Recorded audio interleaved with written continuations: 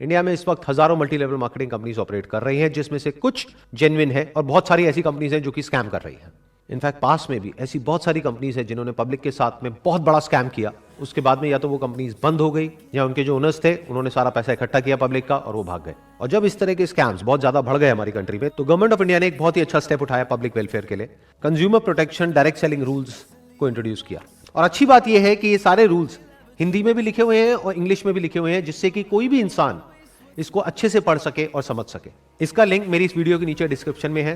इससे पहले कि मैं बात करूं कि ये रूल्स क्या है, हमको ये समझना बहुत जरूरी है कि जो डायरेक्ट सेलिंग इंडस्ट्री है, इसकी शुरुआत कैसे हुई थी और उसके पीछे का लॉजिक क्या था। तो जब इस इंडस्ट्री की शुरुआत हुई थी तो उसका लॉजिक बड़ा सिंपल सा था कि आपने एक प्रोडक्ट खरीदा, अगर वो प्रोडक्ट आपको पसंद आया एज कंज्यूमर, तो आपने आगे अपने फ्रेंड्स को और रिलेटिव्स को रिकमेंड किया। जब रिकमेंड किया तो उस कंपनी को प्रॉफिट हुआ, तो उस प्रॉफिट में से कुछ परसेंटेज उस कंपनी ने उस इंसान को दिया जिसने उस प्रोडक्ट को रिकमेंड किया।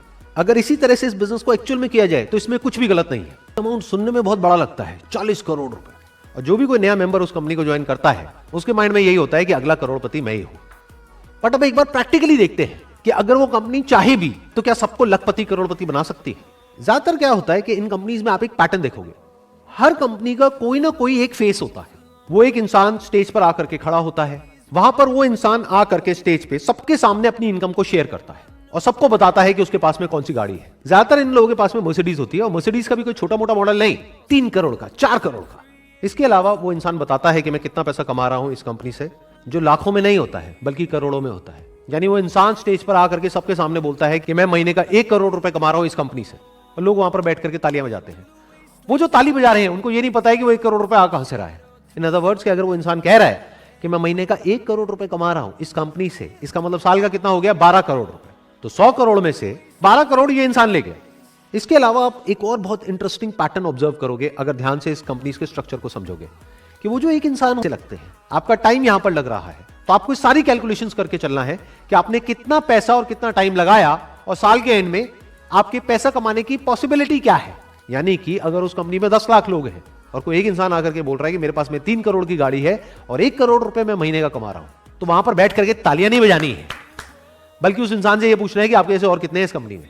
यह पूछना क्यों जरूरी है? क्योंकि वो पैसा वो जो इंसान कमा रहा है वो आपकी जेब से आने वाला है। तो अब सवाल ये उठता है कि क्या सारी मल्टी लेवल मार्केटिंग कंपनीज जितनी भी है वो सब फ्रॉड है? ऐसा नहीं है, कुछ कंपनीज जेन्युइन भी है। लेकिन अब इस फर्क को कैसे किया जाए कि कौन सी कंपनी जेन्युइन है और कौन सी फ्रॉड है? तो आज हम यही काम करने वाले हैं। हम डिटेल में समझने वाले हैं कि कौन सी कंपनी जेन्युइन है और कौन सी फ्रॉड है। इसके बेसिस पे नहीं कि मुझे क्या लगता है या आपको क्या लगता है, बल्कि इसके बेसिस पर कि हमारी कंट्री का लॉ क्या कहता है। 28 दिसंबर 2021 को गवर्नमेंट का एक नोटिफिकेशन आता है।